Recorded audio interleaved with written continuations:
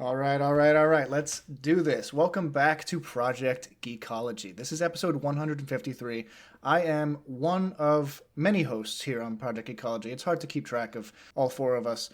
But yeah, my name is Dakota. We are covering something very special to at least three of us, and that is Kiki's delivery service. And we can't wait to talk to you about it.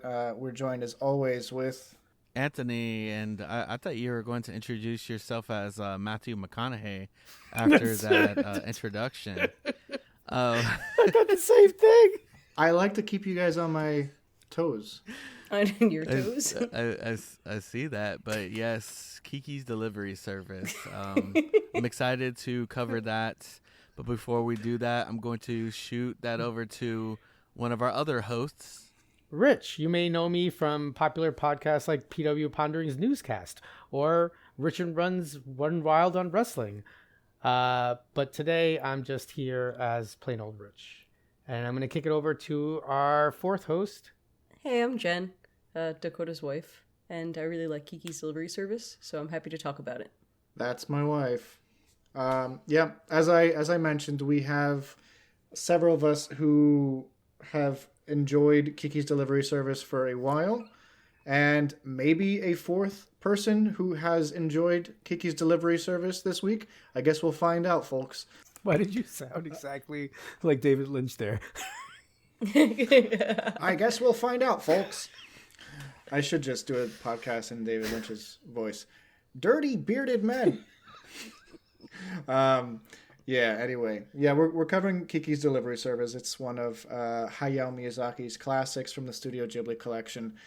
Yeah, before we jump into that, I want to talk to you guys a little bit because you covered a podcast last week, and I listened to it. It's amazing. It's Predator Badlands. You really covered that film well while I was away. I was away. We'll talk about that later, but how was your experience recording together? Well, this was our second time doing it, right? We did The Last of Us season 1 and the first game. Mm-hmm. So, this was just us. Honestly, like this was like the second thing that we've covered that like we have like kind of extensive knowledge on, because him and we've both seen, well, I mean, you've seen all the Predator movies, or I think you said you missed out some. Right, Rich? Mm-hmm. Yeah, there were the Brody one I didn't see. Okay, yeah. Whereas, like, I had seen them all. So, and I think Dakota, you've only seen. I've only seen Badlands, so that was my introduction to the Predator movies. I also have seen the AVP, like Alien versus Predator films, but I don't really consider that Predator films, even though I think. Wait. You've never seen Predator with Arnold Schwarzenegger.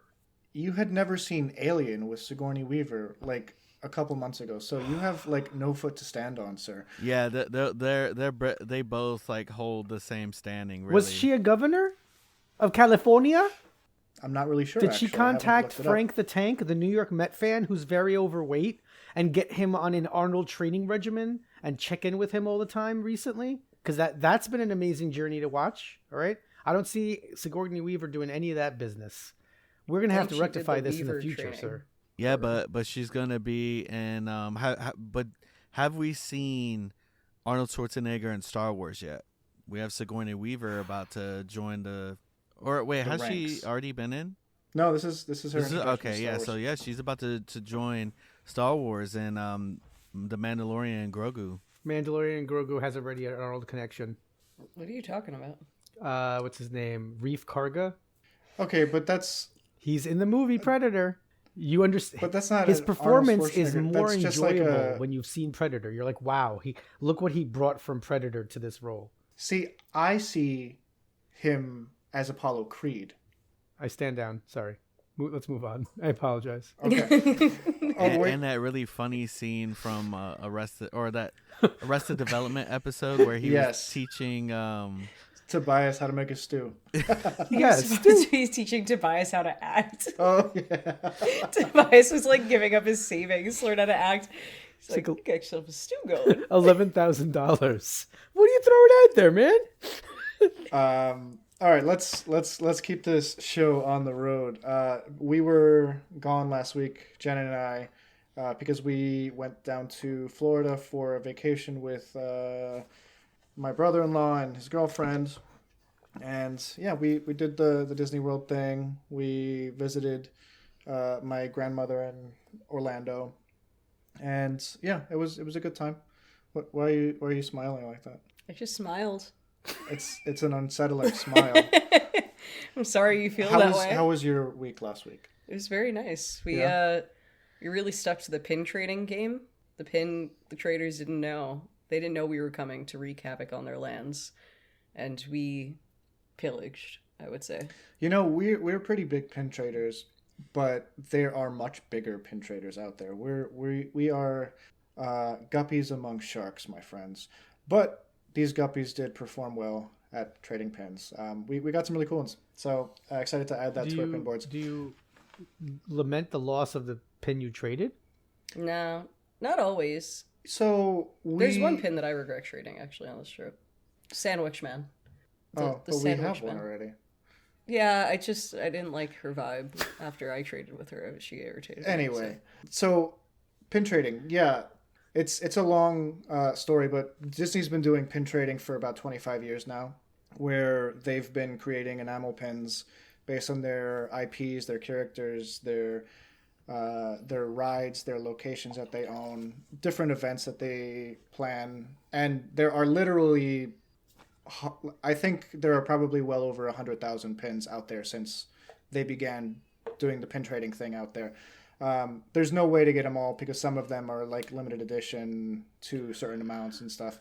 But what is cool about it is, you know, you can buy packs of stuff that you want to try to complete. So if there's a pack of, say, 8 pins, and each pack comes with 2, the likelihood that you're going to get doubles increases the more packs you buy. So you just put that into your trading value, basically. So that's how we have been doing our trading. I know a lot of people will like buy like fake pins on eBay, and criminals.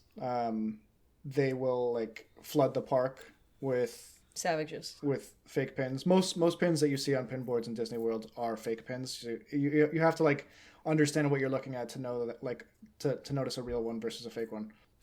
How pray tell does one, is this like an art evaluator or? It is actually. Yeah, it does really become. intense. It does become that way. Yes, I could probably do a whole podcast, I could probably do a whole podcast on pin trading actually, just because it is. There's a weight difference to certain pins that are fake. Like they don't feel like the proper material. Like they cheaped out on certain like metals or enamel. The enamel is never like a flat surface. It's always kind of like grooved in a certain way. The colors are usually off, and the scrapper pins, as they're called, or the fake pins, tend to be dime a dozen. You know, you'll see them like 100 times on different boards. You know, like it's just they mass print random ugly ones so that you can trade those away without feeling any guilt and try to find a real one.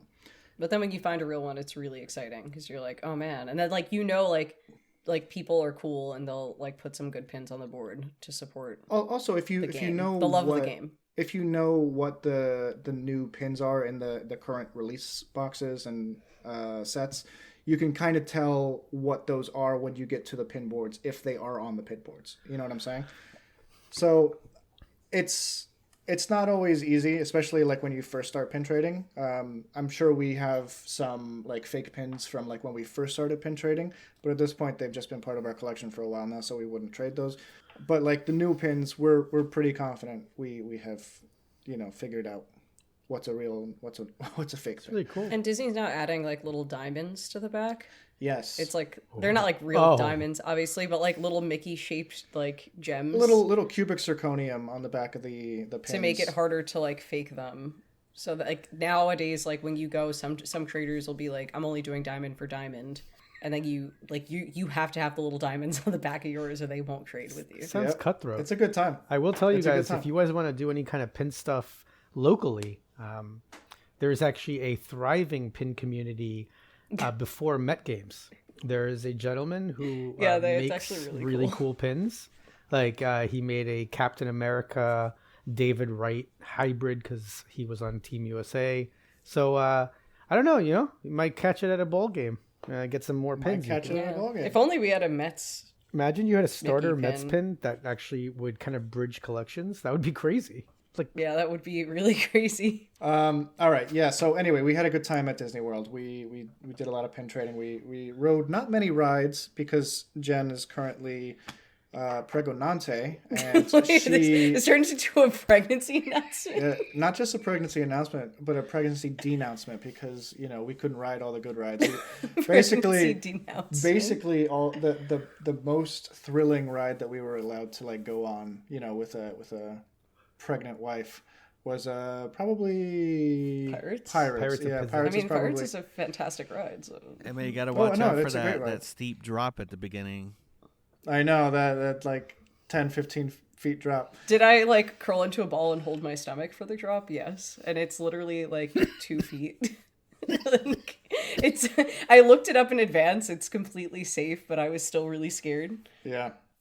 Anyway, that's what we've been up to.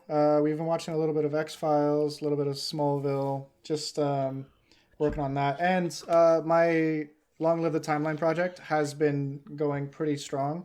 I am almost at 400 entries, not videos, but 400 individual event entries that are dated.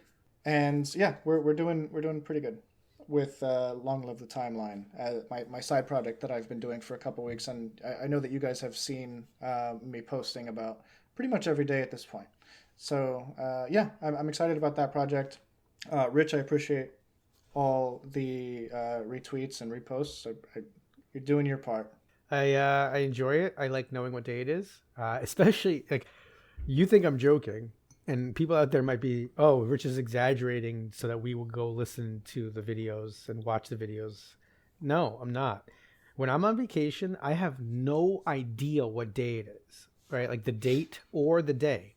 So I was waking up, having my coffee, and then boom, on my timeline within 5 or 6 minutes, right? So it's literally he's getting you ready for the day. And he's like, this is what day it is. Here's what important information. Aragon passed by, I can't remember their names, the 2 giant statues. The Argonath, yeah. Just the other day, And I was like, look, I know that now. So I don't miss an episode. Glad to hear it. And yesterday, speaking of important days, was Twin Peaks Day. So that was really fun, just sending memes over to you guys. Everyone loves Twin Peaks Day. It's just... Except Rich, he hates it. Right. Rich was celebrating it also. No, he was. He was Yeah, having a good time. He was sending the Audrey thing in the chat. Dude, I was loving it. Everything that came out, it was hilarious. I saw this post of somebody dressing up their cat as Log Lady, and it said Twin Peaks Day. Oh, that's cool. I think it might have been from an older Twin Peaks Day. But it was making its rounds again, and it was just it was awesome. Yeah, we were posting and send I send Jen Twin Peaks stuff all the time. That's pretty awesome. I sent to Rich too. That commercial for the coffee can. Yeah, that was awesome. Yeah, that was awesome. I thought it was the Georgia coffee. I thought it was fake. I thought it was some sort of AI. I was like, this can't be a real thing. It was a real thing. Yep. And I believe it's actually directed by David Lynch, those commercials. Yeah, you can look up compilations of David Lynch commercials, and they're the best. They're super weird. The PlayStation the PlayStation 2 commercial has nothing to do with PlayStation. Has nothing to do with video games in general. It looks like it belongs in Eraserhead. It doesn't make any sense. He did some perfume ones. It was a cut scene from Twin Peaks. Yeah. So what have you guys been up to? Let's throw it over to Anthony. So I have been prepping for season 2 of the live action One Piece. So I've been watching through that again. Yeah, man, I've been on another stint and watching One Piece. I've been watching it like crazy. I always will watch a bunch and then I take breaks to watch other stuff. So now I'm back in a One Piece stint, and now I am I'm over 500 episodes in now into One Piece. So I'm past the time skip and everything. So yeah, I mean there's some really really good arcs that happened. Oh well, the last arc that I watched and I watched was Impel Down, and then I stopped right before one called Marineford, and then I watched through all of Marineford up through the time skip and beyond that. So yeah, man, I'm on it like crazy again now. We got to get you back on the One Piece, man. You haven't hit the halfway point though. No. I think I'll be able to catch up now because I think One Piece is becoming seasonal. So they're slowing. Right, yeah, like they're slowing they're slowing down production, yeah, which is good for Eiichiro Oda, but bad for fans who are like used to the getting an episode a week every week for like 20 years. yeah, I know. Well, the thing is that I think he's obviously he's trying to slow it down a bit to help with writing the manga, and then also, I mean, we're in the last saga, so like this is after that, then we're gonna get Two Piece, so. Da-dum-dum. But well, I mean, they are doing that. I don't know how far they're gonna go into it, but I know that they are reanimating at least the first several arcs, the ones that are it's a new show, right? But I forget who the animation group Mappa or animation. That's the new show. The animation group. So they're the ones that are behind Attack on Titan, Jujutsu Kaisen. Okay. All right, so yeah, it's gonna be strong. Yeah, that's cool. So yeah, I've been just gung ho on that, man. Plugging away. Yeah. We should do a recap episode of One Piece season 1 before we jump into One Piece season 2.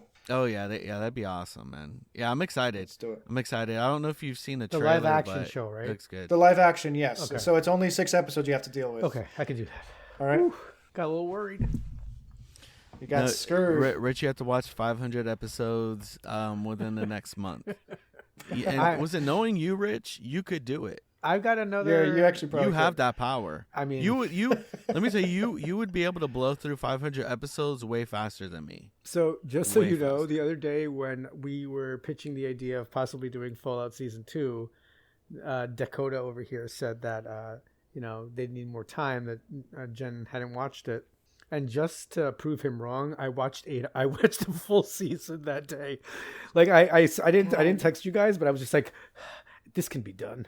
And I literally watched the entire season in one day. I know that it can be done, but I also know that if we're having Jen on board, we need to. I need more time to actually sit and watch, because you fall asleep for after an episode of television, you just pass out.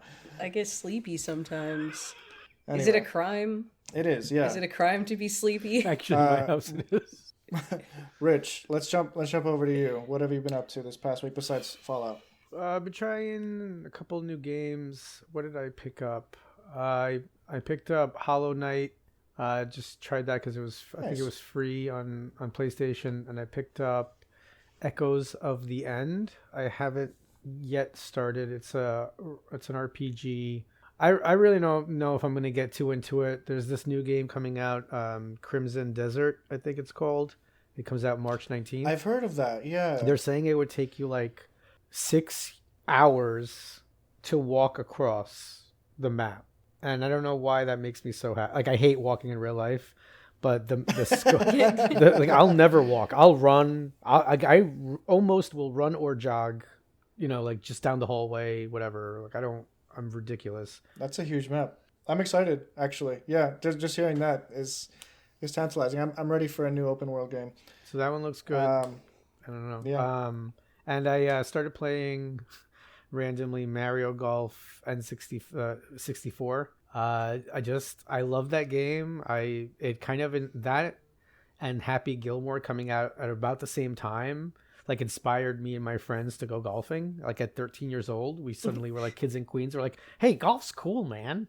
And we went golfing. And I remember I got a hat like the character in the game, Sunny, because he obnoxiously would say, it's a sunny day. So I got the same hat, and I would say the same. Oh God. And Lauren walked in, my wife, and she's like, "What really terrible looking game are you playing right now?" I'm like, "Hey, this is the height, like 1998. This was fantastic." So I think it's just because I'm waiting for this new game. I don't want to buy anything, and baseball's coming out, and that means that my last edition is basically a brick. So. And shoveling, just shoveling, and more shoveling. Really spending my days obsessing, putting tarps down on my stairs so I could just pull off the snow. Just trying everything to get out away from this. I'm a guy who said he liked snow, but there's a point, ladies and gentlemen, and there's too much snow here. I think New York has reached that point. Wait, Rich, what year did that game came out? That you said that you were playing? I'm gonna go with like 98, but it might even be earlier. 1998. All right. Well, if we rearrange those numbers, we get 1989, which is the year that Kiki's Delivery Service came out. So, what a segue, folks! Let's jump in to Hayao Miyazaki's Kiki's Delivery Service. We are going to start with Rich. This is his second Miyazaki film. We actually threw him kind of in a deep end with the first one. What are your thoughts on this one? Much easier to understand and accept. There were no birds coming out of people's mouths. This was a. So the only thing that, I mean, at the beginning I was a little. I guess it threw me into the world, and I don't know. My wife said that I had to refocus myself when watching it. She's like, just put everything down. She's like, just look at the damn screen. He does things that you need to see, like that are silent, like you need to pay attention. So I kind of dove back in with more attention, and it was really a sweet little story. I was waiting for like it to get really weird and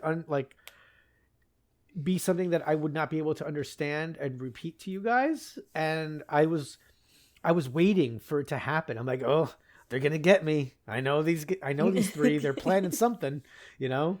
They didn't just suggest this out of nowhere. I'm like, we just did Twin Peaks, like, and they confused me with the last movie. So this was like I think I have to kind of collect my thoughts again, but I think it's this, like, I could teach this. Like, I could see my class watching it and seeing themes that would be important for, like, high school kids to observe.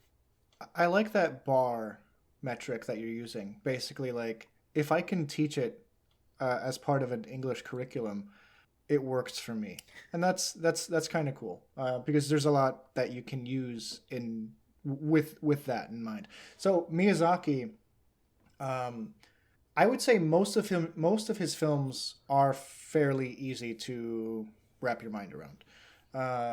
We just happened to throw you into the deep end, literally. Oh wait, really? So I thought this was like I thought this was like the David Lynch of you know. Not necessarily. I mean, he has like Lynchian moments, especially with that last film that we covered, where it does follow dream logic a little bit more. But I think for the most part, the weirdest it gets is probably Spirited Away. Yeah, I was gonna say Spirited Away gets a bit weird, but you still understand it, and there's still a very easy to grasp moral structure and everything in that. So like, even that isn't anywhere near like David Lynch levels of craziness. And then Princess Mononoke has some weird visuals too. Weird visuals, but I would say very easy to understand symbolism, I guess. You know, like if you're watching, you get it. Yeah. But so sorry that we made you feel that Miyazaki was this crazy auteur.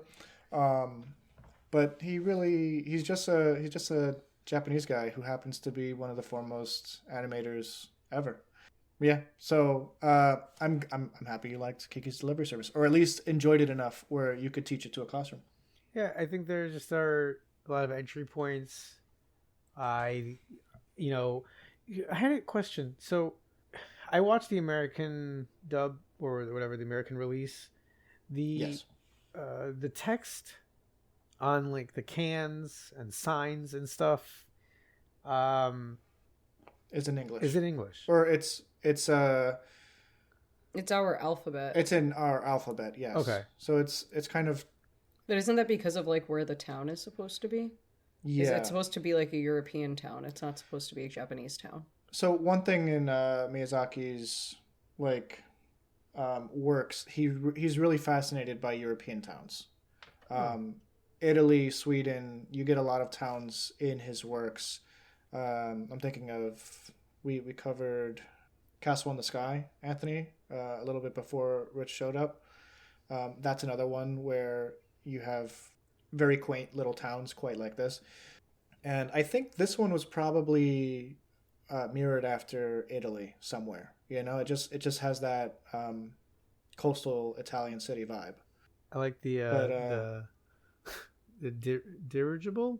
Am I saying? The dirigible, yeah. Which is, it's actually the exact same word in Spanish. I remember, I think I looked up like blimp one time, and I was like dirigible, and I was like, come on, like, what are you talking about? So that was, and I mean, I love the idea that, hey guys, helium's really, really probably dangerous. We should use it to fly. I like that idea too. So it kind of definitely gives me like European, like the Lindenberg vibes and stuff like that. Yeah. So I looked it up, and the town that Miyazaki and his team traveled to, some of them were in Sweden. Like Visby, Sweden, I don't know if I'm saying that right, was like one of the places that they went to research landscape, and they were looking at like Stockholm and some place called Gotland Island in Sweden to get the architecture. I did say Italy and Sweden, so I was half correct. But Rich, I have a question. And then we'll jump over to Anthony. But you mentioned that when you first started watching, you didn't get it until your wife Lauren told you to just watch. What didn't you get, or like what were you missing before that point? Well, if I have to be honest here, I did speak about Mario Golf. So I've been playing a little bit of Mario Golf on my TV. I had it on the iPad in front of me. And I felt like she got to the city, and I kind of was like, whoa. I was a little... I didn't kind of get the transition, what was going on, why she was being accepted. I kind of was asking too many questions without kind of having... Like, I looked at her, and I think I was like, why is everyone just accepting of this witch? I thought... I was a little confused by that at first, but then I kind of went back into it and just said, okay, everyone here seems to be fine with witches overall, so I'm just going to accept it. I kind of Macbethed it. I was like, all right, everyone else is accepting it, so I guess I got to accept it. That's an important rule, just in general, when you're doing anything fantastical. And I kind of like the setting of this story, because it just assumes that witches are real, that when witches turn 13, they have to go to a city or town and be that town's witch for a year, and that's their Hogwarts experience in this universe. Like that's their training to become a full-fledged witch. Anthony, what are your thoughts on like the world building of this film and Kiki's actual like departure from home and like going into the new city? So I was actually thinking about that when I was watching it, especially with the art style. The thing that I love with that Miyazaki will do is that he'll make his landscapes very Bob Ross like sometimes, where like what it is, but it's not highly detailed. But then like when he wants to detail the world, then he does, and it looks amazing. But with the world building, I liked, like it puts you like pretty much like right there where she's turning 13. It's time for her to go off and be the town witch somewhere. Her mom did that same thing, and she meets another girl on the way to where, you know, she was kind of going aimlessly. She meets another girl in the sky that was in the middle of hers. So it's something that's a normal experience, and I like that he explains a good bit without having to over explain it, you know? Yeah, yeah. It's more like you're connecting the dots based on what is being told and like what's happening on screen. That this is just how the world works. You know, like this is an aspect of this world that you're just gonna have to, you know, appreciate by watching the film. So I like that. I also the girl that she like sees in the sky is kind of snooty. You know, like she's what a snob. What a snob. She is she's a member of, or like she's the witch of a large town. And Kiki actually comments like, "Oh wow, that's such a big place." But when she actually gets to her city, it's significantly larger. Like it's by orders of magnitude. It's just it's an actual city, not just a large town. And she has a hard time actually getting situated. You know, it takes her, I mean, it doesn't really take her that long, but it takes her long enough where she's been disillusioned by her role in this whole thing. And I kind of like that she just kind of plops down in the middle of some street and talks to two random ladies saying, "I'd like to be the witch of this city." And they're just like, "Well, that's nice." And they walk away. Yeah, I think that's, I was getting confused, right? Because when she, like, I'm supposed to accept it, and then she gets to the city, but then like they're like, "What are you talking about?" You know, and like there's nowhere for her to go, and I was like, "Where's this going?" And I think, you know, that's when I needed to kind of put my my blinders on and just kind of really pay attention. You need to take the Mario putts and put them in the corner. And Wario's a tough opponent. Warriors, okay.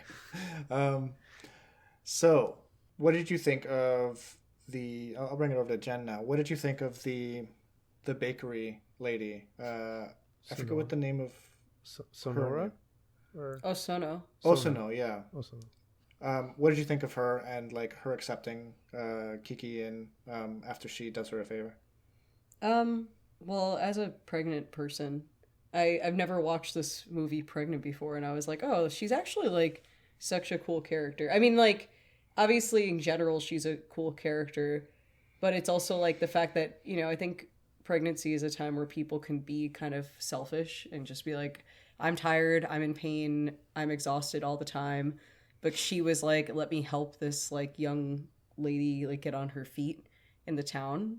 And I thought that was really sweet. And I just think it's so cool how like Miyazaki highlights the importance of community, and how if you see someone in need, you could just tell them like, oh, like I hope that works out for you, or you could actually give them an opportunity and help them. Yeah. And as a teacher as well, like seeing someone just be like kind to the youngsters is always really encouraging. For me, this movie is like really special because my mom bought me the VHS of this when I was like a little kid.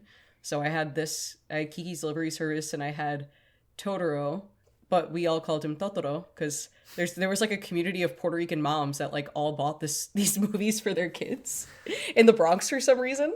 I don't know why we had access to Miyazaki films. But, like, Kiki's Delivery Service was one of my absolute... Like, it was in there with, like, The Little Mermaid and the Disney movies. Like, this was one of the heavy rotation VHS films. But then, like, going back and watching it as an adult, like, reframes the way that I viewed some of the characters. Like, Osono, I just was, like, kind old lady when I was a kid. Like, but now I'm watching it and I'm like, oh, it's actually a very different situation. Yeah. So, what's funny, actually, you mentioned Totoro. My Neighbor Totoro is another Miyazaki film, and she isn't kidding. Puerto Ricans in the Bronx Totoro, we loved him. Grew up on a character named Totoro, and they pronounce it with a Spanish accent, even though in the film, the English dub of the film, it's Totoro. You know, like it's very anglicized, but for whatever reason, it's Totoro. You know, and they all say it that way. It's so funny. Oh man. Puerto Ricans in the Bronx, gotta love them. But let's go back to Kiki's Delivery Service. That is a cool fact, I know that like you had like memories of like you and your brother like replaying certain scenes because they were funny. Like Yeah, there's a scene where Gigi, like Osono brings up porridge when Kiki's sick, and she tells Gigi, "Be careful, it's hot," or something like that, and he walks over and burns his tongue. All right, again, I still have questions though. So like it ends, right? But like I don't understand why Gigi doesn't seem to revert.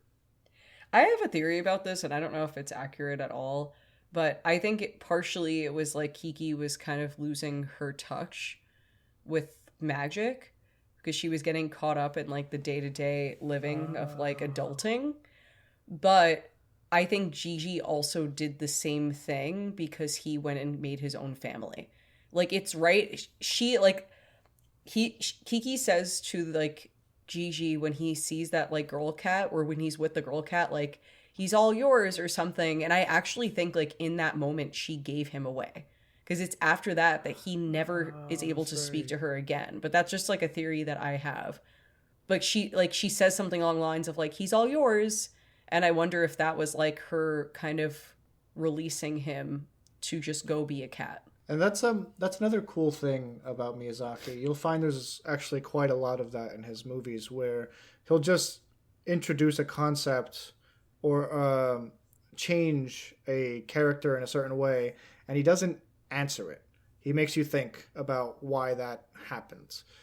If you choose to think about why that happened, you know what I'm saying? Like I don't want to get into some of the other films, but like there are character changes in other films that just occur. And you just have to roll with it. And I don't think that's like necessarily a failing. I think it's a choice, you know, like in the way that he creates these characters and these roles. But yeah, I was very curious about that too. And having watched the film previously, I was very curious about that specific thing, because I remembered that Gigi like kind of forgot how to speak, or that she forgot how to hear him. And I was just like, man, am I misremembering, or does he forget how to learn how to speak? And eventually, yeah, he does lose that communicative aspect of the character. So I was curious about that. And it's not just him communicating, right? Because I think what Jen said like seems a little bit closer, because he becomes, for lack of dumber. Like he no longer is exhibiting them, like even the movements, right? Like he doesn't seem to recognize her. He reacts to her like a cat. She actually, I think at one point says like, why are you talking like a cat? But then like even I think Gigi's interactions from then on are more cat-like and less anthropomorphic. Yeah.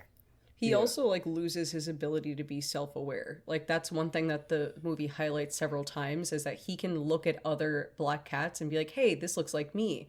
Like that shows that he has a level of like self-perception and awareness that is human-like. And then after that point where she kind of gives him to the other cat and he goes to start his family, he just becomes a regular cat.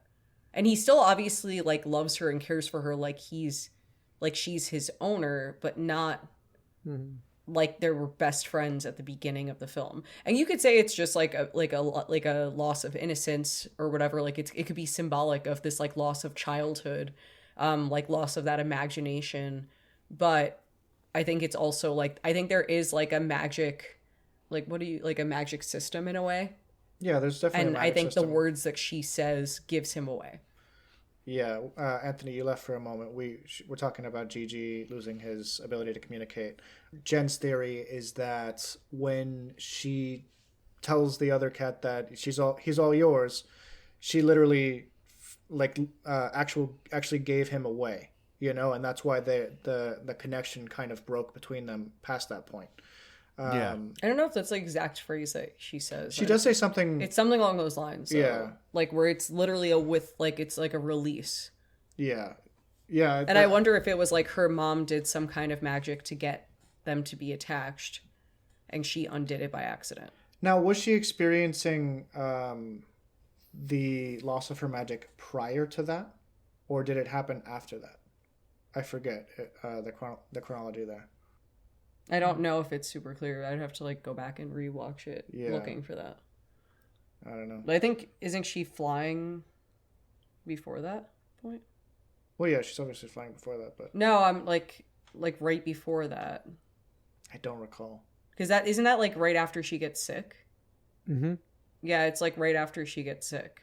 So I don't know if the sickness has something. I think like the sickness though, like it might not be about the sickness, but also about that idea of like she went to the old lady's house and she worked super hard, and then she was met with such like a lack of gratitude from that young girl at the birthday party that it just like ruined her self-esteem and made her feel like It happened right after they're at the beach. They're at the beach, and the car comes by with the girl from the party who didn't like the pie. Yeah. And then she says, "I'm not going to go with you," and she goes home, and kind of like after that point, she enters a depression of sorts. Yeah. It's definitely an interesting character study for a teen girl trying to make her way in the city, trying to find herself when she's been one way her whole life, and now she's experiencing boys and love and a job and people who don't necessarily care or like her. Yeah. I really love this film. I think it's just really, really quaint. But yeah, what do we think of Tombo? Oh, you mean one of the Perry brothers? Wait, not Perry. Lawrence brothers. He's voiced by Matthew Lawrence, the middle Lawrence brother. I don't know who I don't know who the Lawrence brothers are. Oh my goodness, this is Is it Lawrence upset. with a W or Lawrence so with yes? So there's Joey Lawrence was on Blossom, and he had a famous catchphrase. But why don't I know any of these people? Oh wait, I know this one. He was in. Sorry, this is like old. He's not actually that. He's like a different person. He's not a Lawrence brother. I don't know. Eric Von Dietlen. He was in. I don't know. Sorry, amigo. That was before our time. This happened to Rich like multiple times with me today that he like referenced something and I had no idea what he was talking about. I mentioned a hockey player earlier today, Gordie Howe. I was like laughed out of the building. Who else did I? Hank Aaron. Do you know who Hank Aaron is? Because they talked to me like I was an absolute invalid for not knowing who Hank Aaron is. Greg was like, "You don't know Hank Aaron?" And I was like, "Wow." If it's a sports player, no, I don't. Oh my goodness. Well, Dakota, Rich you called know me some. racist for not knowing who You know Hank some Aaron sports is. players. Anthony, do you like know baseball. Hank Aaron? Anthony, you know who Hank Aaron is, right? No? Oh, you don't know Hank Aaron? Oh, I don't. you're a piece of crap. That means. I mean, he broke apparently- Babe Ruth's home run record, and he was a African American who did so in the 60s. It was a kind of a monumental thing to happen at the same time that African Americans were fighting for their rights. This trailblazer took over Babe Ruth's record. I mean, so if you know Babe Ruth, and you don't know Hank Aaron, then you're racist. I mean, man, I'm Rich, the worst person ever. You know who Roger Clark is, right? Roger Clark from New York One News. He's the side. Nope. He's the side report. No, Roger Clark. Bro, you play Red Dead Redemption 2 all day. You don't know who Roger Clark is? Makes me sick, really. It's the voice of actor, Arthur the Morgan. voice actor. Bro. Oh, the voice. That's Arthur Morgan. He doesn't have a real life. He just lives in my video game. Yeah, you play every All right, year. hold on, wait. We got so off. How By the did way, we get to this point? You have no honor, Anthony, because yes, I didn't say it on the show because I didn't want to admit it to everybody, but I've actually been playing a boatload of Red Dead Redemption. I almost have all of the garment sets. I've been hunting like a mofo. It's been fantastic. I'm happy for you. Rich, how did we get to this point? You mentioned one of the Lawrence brothers, but I have no idea. I was just what that mentioning has to do Because with Tombo Tombo. is a Lawrence so brother. like I immediately recognized his voice. I see. I think he's also done voice acting like in other. I think he's not just. So there are three brothers who are actors. That I don't know. They came up like in the '90s. Girls loved them. Joey would go, whoa. And like, I don't know, he was on the cover of like a lot of magazines. I'm serious. He sounds awesome. His catchphrase on the show was like, he'd be like, whoa, and they would like, it was, I mean, look it up. If you look up Joey Lawrence, whoa. I believe you. I do. My cousins had like posters of him all over the place. And then, his brother came out like, oh, look at him. He was very annoying in my life. So I know who he is. But I immediately recognized. So I just thought that the casting, that's really what I was getting to. The casting was really good. Like you randomly had, is it Kristen Dunst? I think is the lead. Like you have Phil Hartman. You like you just said, Lawrence. I actually did not look at the cast of the American. Oh, there were a couple people that I was excited about. Like when I saw Phil Hartman, I was like, I heard his voice. I was like, Phil Hartman. Like it was such a tragedy when he was murdered by his wife. But yeah, there's a couple. I mean, I'm old, so I'm a little older. I think this helps with some of the voice, with some of the actors. Because like Phil Hartman was on Saturday Night Live for a very long time, and I was a big fan. Yeah, I didn't even know that was Kirsten Dunst, to be honest. Yeah, that's pretty cool. I had no idea that was who that was. I feel like I need to rewatch that. And now that I find like the microphone quality on Kirsten Dunst's like voice irritates me in this movie for some reason, because it's like very like mom, like it's very like scratchy at times. Maybe she was just, and I don't remember it being like that when I was a kid. And I think they like redid the voices too at a certain point, because I know the same for May. I don't think this is the original. I don't think it's the original cast, because like, and now I don't remember who did like the cast from when I was a kid. There was a redo. Yeah, Disney and Buena Vista redid it in '98. I think the one that I had was potentially the Streamline Pictures from 1989. I was reading about that. And okay. Yeah, and so like that's another thing for Totoro. They did the same thing where I think it's like Dakota Fanning's voice. I think, or maybe her sister. Yeah, and like the voice quality irritates me because it's like the sound quality is very scratchy, where I don't remember the voices sounding like that. And that's something when I rewatch Kiki's, like especially at the beginning where she's like calling for her dad when he's like, can we also talk about that? Like how her dad had a whole camping trip planned and packed. No, her poor father. I always feel so bad for the dad in that. Like he was so excited to go on this last camping trip before his daughter leaves for a year. But her voice when she like calls down, Dad, it's like, why do you sound like that? Like it's very scratchy. Disney kind of, I don't know what was going on with their microphones. Like maybe they needed better lapel mics. Maybe they were using the mics from their laptops. I don't know what was going on, but the sound quality is not as good. Yetis. Yeah, maybe they had like a really old Blue Yeti from like 10 years ago. I don't know. Yeah. To solve those problems, they just need to use one of these 2-in-1 headset deals. mics. Yeah, headset mics. That's just like an NFL coach. If only they had gotten that for baby Kirsten Dunst. Oh my man! Oh, by the way, now I know how you guys will know Matthew Lawrence. He's the son in Mrs. Doubtfire. Okay. You've seen Mrs. Doubtfire. Yeah, I've seen Mrs. Doubtfire, but like I'm not super attached to the son. Well, wasn't he like? I mean, Robin Williams kind of steals the show. Yes, he was also. He's also a Hunter brother. He's Yeah, I was gonna say, like that's probably like one of like the bigger things that you would like notice him in. I mean, yeah, Mrs. Doubtfire, but like Boy Meets World was big in that time. But let's proceed. And speaking of like Kiki's parents, though, another thing I have to say, I have to get this off my chest, especially as somebody who like wants to be a parent, an aspiring parent, if you will. Okay, so you knew that your daughter was going to, at 13 years old, have to go and live in another city on her own. Insane. Absolutely insane at 13. She has zero skills. Why doesn't she know, like the other girl knows, like, divination, and, like, the mom knows potions? Like, why didn't she give her kids some kind of training? You just sent her off. The only skill she has is flying, and she's really bad at it. She did say in that scene with the girl that has been training for divination that she started learning divination while she was in that new town, and that Kiki was going to have to learn a skill when she was at her town or whatever. So, but the mom says at the beginning, like, I've hardly had time to teach her potions. Like, I think her mom could have taught her something. And I know everybody blames the mom. We all blame the mom all the time. Everything's mom's fault.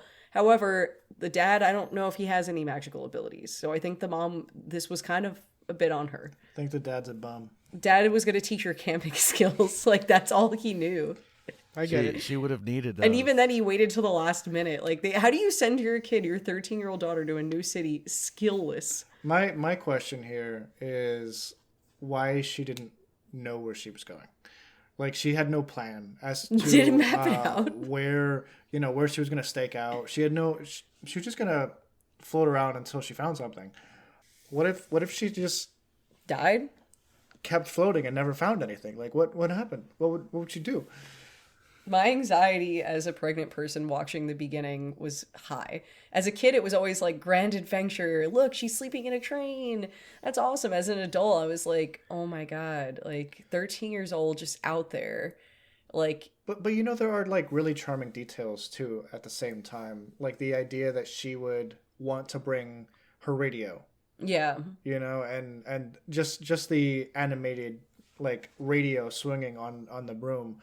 And like the detail of her not wanting to like turn it off or like change the channel because she didn't want to lose, she didn't want to take her hands off the broom.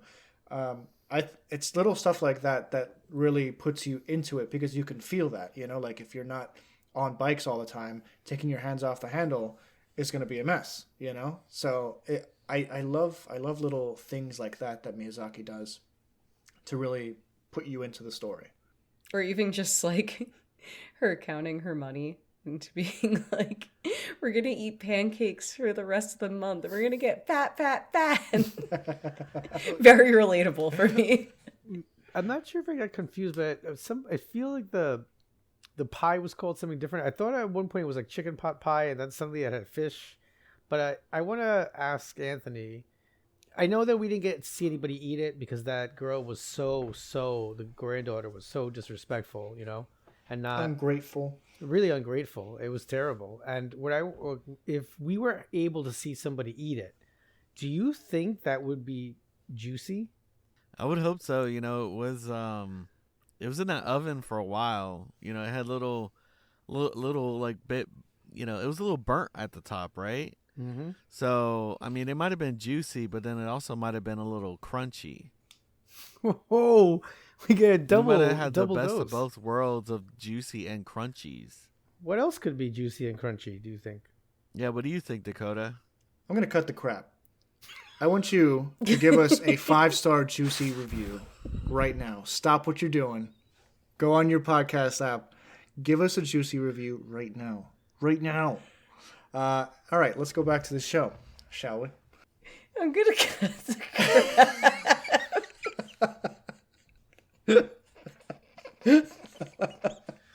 Sorry. I was getting worried. I was like, we don't have any, there's no juice reference here. What are we going to do? You just really caught me off guard with that. Sorry. He like leaned forward to say it too. Sometimes you just have to give us a 5-star review, a juicy one. And sometimes that does include crunchy reviews, so you got to do what you got to do. I'm not ashamed to beg, but I don't feel like I am begging. I feel like I'm demanding. And I think that's different. I think there's a little bit more pride there. Anyway, let's head back to our discussion of Kiki's delivery service because we haven't really talked about Tombo. We've talked around Tombo. We've talked about Tombo's actor. But we haven't really given the character much thought. Do we like Tombo? Is Tombo trustworthy? I know that Tombo's friends aren't the best people because one of his friends is the ungrateful snob who didn't like her grandmother's birthday present. But what about Tombo? What are we thought? What are our thoughts? Anthony? He's kind of nerdy, man. Like really, really nerdy. It's kind of like off-putting. Like it's been a while since I've seen this movie, but like his group of friends is, I guess, off-putting because normally characters that look like him are picked on by those characters.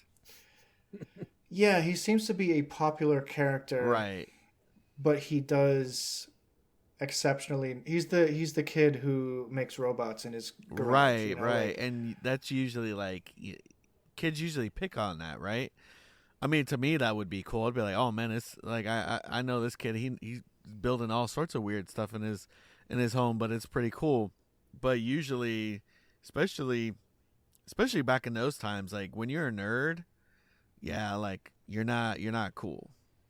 Back then, So I think like the aviation bug was sweeping yeah, the popular groups because of the blimp. Like it was like I feel like he would have been weird and nerdy, but because the blimp showed up, everybody's like, "Oh man, this is like awesome. We all want to fly." I don't know, I could be wrong. I also think they're younger. Like they're like around the age of 13. And like I feel like being nerdy is kind of cool at that age, or was that just me? But I thought that was then cool. like how are they? I don't know. They're driving the jalopy around town, and I was wondering if he was a little older. At least I don't know. I don't know all the driving laws in Sweden, but I knew That's a that good point, she was actually. 13, so I was like, how old? At least one of his friends has to be a little bit older. But yeah, no, it does seem like he's a nerd, but he's like he's caught the right time, you know. Just like like. Just got really lucky that blimp showed up. So it seemed like a less disastrous Hindenburg, like the way that played out. slightly less disastrous. Yeah, there was no explosion and no fire. So if the Hindenburg and this dirigible and Kiki's delivery service tell us anything, it's not to ride dirigibles. You know, like bad way to go. Bad way to travel. Would never. Like just really people easy were crazy. to pop. Like people back then who got on that, like were the same people that got in those like underwater things that got crushed by like the water. You know, I saw the Goodyear blimp recently. I don't remember where I saw it. It was on the drive down to Florida. Yeah, we were driving down to Florida. We saw a Goodyear blimp, and I thought, I haven't seen a Goodyear blimp in a while. Yeah, now they're and then I thought, what are they doing? What? This isn't going to make me want to buy your tires. What are you doing, sir? I have no problem with Goodyear tires. I'm just like, what is the purpose of the Goodyear blimp? I have no... I think some people would see it and be like, it. I'm going to go get those tires. It's I when, will like buy my Goodyear. dad. I It's would when never you're buy on Goodyear. the side of the road, like, you know, fixing a flat, and you look up. You're like, oh, there's a Goodyear blimp. You know what? Let me go get me some Goodyear tires. If their rubber can make a blimp, man, can they make a tire? I am a Michelin man through and through. I will not touch a Goodyear tire. A Goodyear tire will never touch my car. Yeah, ever. but where's the Wow. Michelin Man blimp, huh? Where is Michelin it Man, at? Unless you get run over when I was by a little car kid, with the only way I Goodyear. knew how to get home was that Michelin Man sign was on the corner of my block and Northern Boulevard. So if I was driving home, I could say, just look for the Michelin Man. That's where I live. Because I'm too dumb to know my address. What's your address? I don't know, but look for the Michelin Man. And that's how you can get me home. Red door. But It was just Dougie. I was actually kind Big of expecting... Dougie energy, not knowing your address. Red door, Michelin Man. Oh, no, that's terrible. No, but I was actually kind of disappointed that there was no explosion. I know that sounds terrible. I knew that Tombo... I didn't think that Tombo was going to die. Like, so I loved the detail of... And I think it's such a little thing where you could throw it away. Well, the car falls in the water, and like the animation of the ripples was like really detailed and beautiful. Like I was like, wow, like you could have just like plunk and just moved on, but there was really like a nice ripple effect.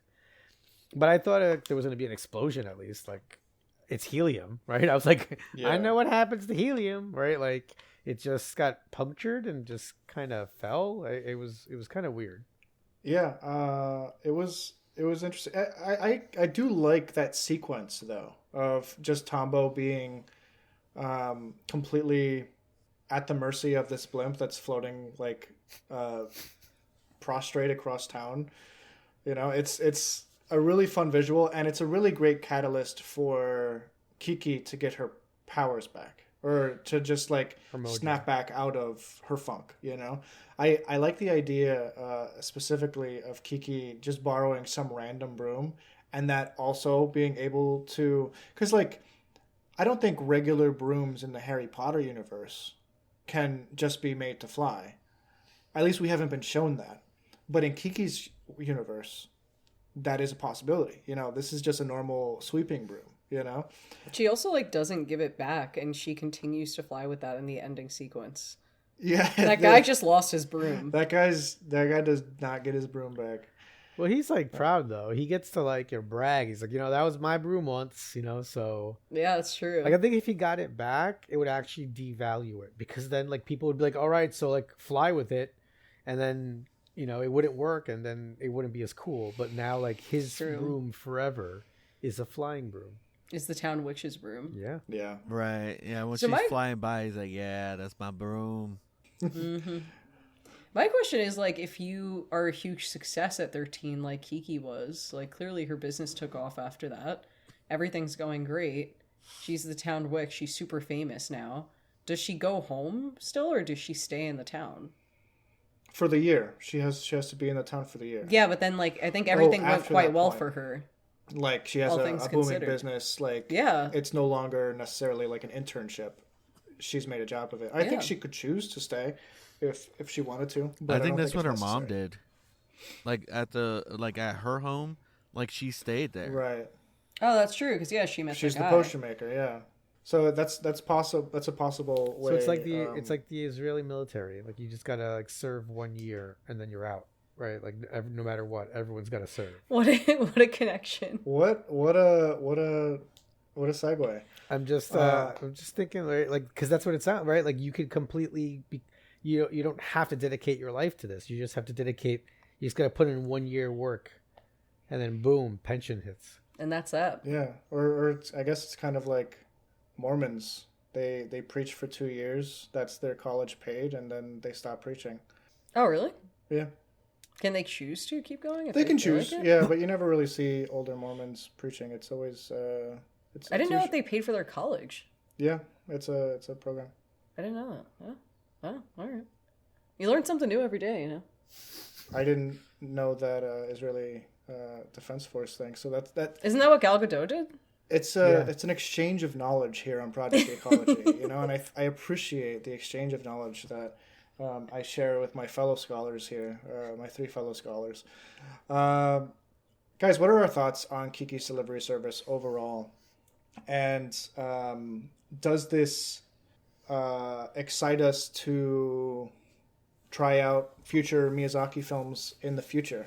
Let's jump over to Anthony first and foremost. Well, I mean, I would cover other Miyazaki films, definitely. I mean, there's still some bangers that we haven't covered. Howl's Moving Castle, Spirited Away. There's several others, man. We did Castle in the Sky already. So actually, this is our third one. Mononoke. Oh, you guys did Princess? Did you do? Oh no, we did, dude. We've done several. This is our 4th, right? Yeah. Have we done? We did. Yeah. So we did Boy and the Heron.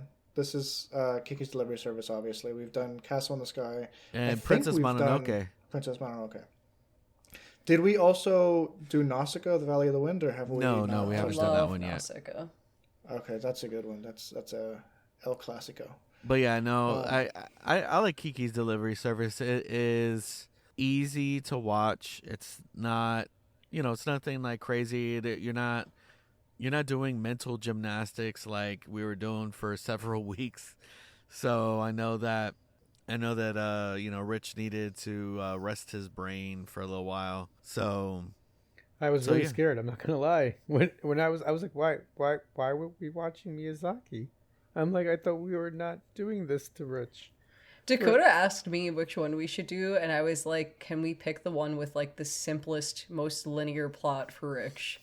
Because we can't break the man. Like, right, Dakota? I literally said that. Yeah. I was like, what is the simplest one? It was most linear. It was between this and My Neighbor Totoro, but there are some like fantastical elements to My Neighbor Totoro that kind of stretch the imagination a little bit. Oh yeah. So we thought that might be too much for the fragility that is our. Listen, fellow. I don't want you to break your mind with the cat bus. I don't, as the kids say, I wouldn't want to crash out, but I wouldn't mind falling out. Oh, what a Wow. transition. Falling. Oh, speaking of which, Anthony, I think we were going to redo our discussion of Castle in the Sky. Remember the girl falls out of the sky? Oh yeah, we were, because we wanted Rich's thoughts on it. Yeah, no, we're just kidding, Rich. We're going to be Are you covering... thinking of Laputa also? Yeah, Laputa, Castle in the Sky. Oh, right, yeah. duh.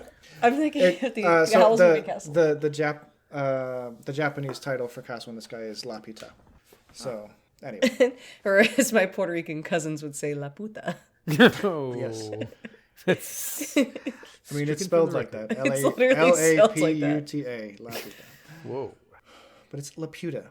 Anyway, Rich, did you like the movie? Did you get to watch it with your son? Did he like it? No. He had lots of plans this week, and just kept busy bugger. You were like the dad, like with the camping gear set up. And Charlie's like, "See ya." Yeah, actually the amount of times that has happened where I've literally been like, "Okay, kid, you want to go play baseball? Want to throw the old ball around with your old man in the backyard?"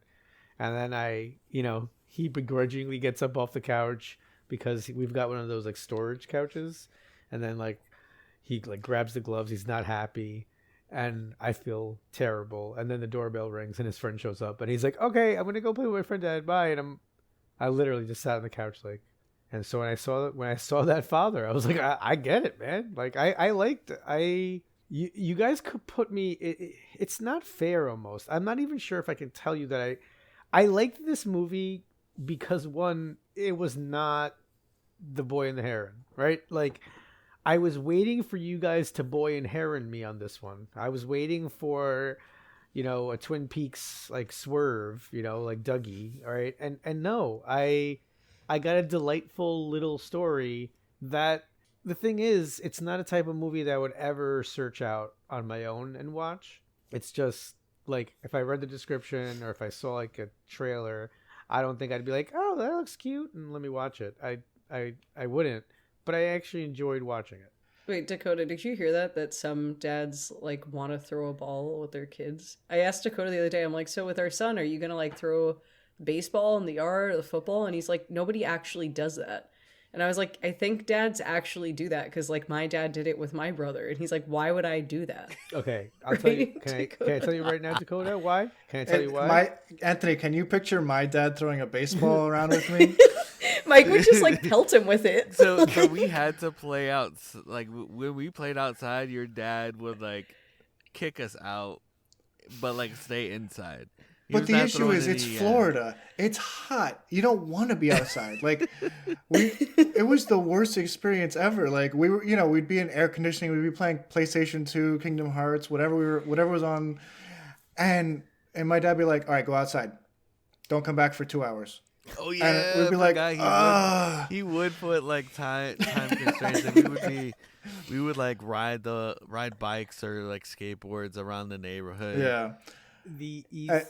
So yeah, Rich, I've never had that experience. So I'll tell you why, and I'm not going to tell you that I am a baseball superstar. I'm not, but I will say that one of the reasons you might want to consider it, okay, is just especially young boys, they form relationships through the sports, even if it's pickup and recess, and I just want him to be serviceable. I want him to be able to participate. I want him to know, if he's playing second base, the ball goes to him and he throws it to first base. He doesn't throw it to third base and embarrass the family. I would love to play dodgeball with my son. That's the one I'm not allowed to if play. If you could dodge a wrench. But Rich's argument was much better than mine. I was like, I think it's like good for their hand-eye coordination or something. It is. I mean, that is Rich's. That's his point. Like being able to teach your kid that lesson will make him like more serviceable. Him riding a bike is honestly could right now. If I die tomorrow, in my obituary, it's like, the lead is taught Charlie to ride a bike. Like that's my. I'm not even sure if it's because I'm a good dad. It just I'm proud of myself for teaching him to ride a bike.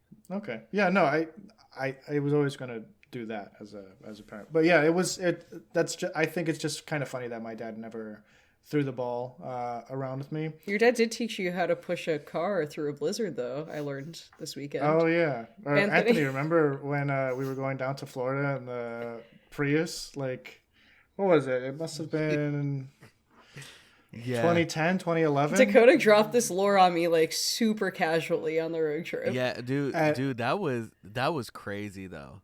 That like, was we a were really driving bad it, and remember, like trees were like falling.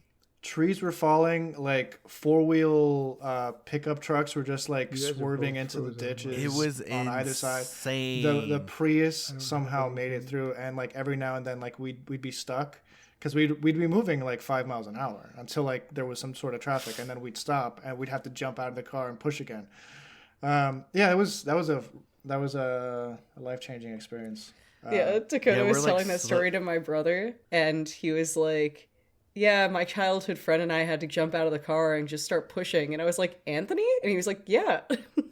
Yeah, I remember that. I think I brought that story up before on the podcast at some point. But yeah, no, I'll always remember that. And like, yeah, Dakota's dad was like, he would like, you gas it enough. I mean, obviously to not like spin the tires, but like we would have to like kind of rock the car a little bit. Oh my God. So yeah, I remember That's that. insane. And then like you're stepping on like packed down snow, so you're kind of slipping at the same time. Oh man, it's the worst. And Mike definitely viewed it as like all character building. Yeah. Like, yeah, get out there, be men. Like, I mean, when Dakota was down here, I mean, there's literally like periods of time where I was like the unofficial like fourth child. I would be over there all the time. My parents were like, they would always say like he was the fourth child. Where the heck is this guy? I have to use the bathroom. Is this a bad time? Should I just run down really quick? Should we close it without him? No. Let's give him another minute. Can you wait a minute? Okay. That's the only downside of drinking tea during the podcast. I don't see that he's like jumping back on. It would show his name up Yeah, there. I know. But it shouldn't have taken him that long to jump on. Maybe he's actually having like technical issues. Maybe we'll just... Oh. He says his internet might not be working. Just say your goodbye and I'll edit it in 2 hours.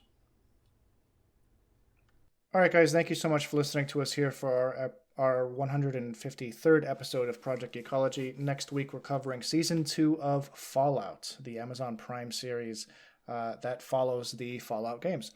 We're very excited to jump into that world again, and you will hear from us next week. Again, please be sure to give us a 5-star juicy review, and if you want to check out any of our socials, be sure to click down into the show notes below. Have a good one, guys. Bye. Bye. Bye. The Wolverine.